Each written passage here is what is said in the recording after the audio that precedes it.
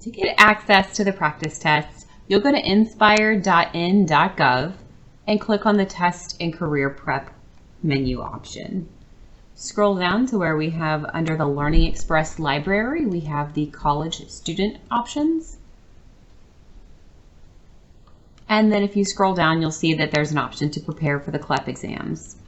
In this instance, we're going to take a look at the history of the United States practice exams tests.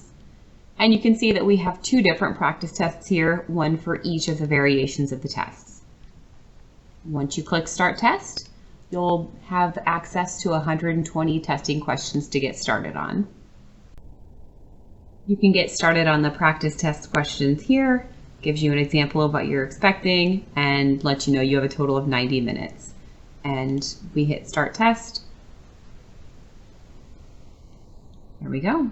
We've got our first set of questions, and whenever you're ready, you can either score the test, finish later, take notes, or just click to the next frame.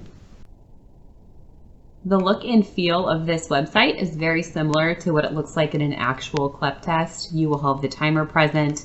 You have the ability to flag questions for review later.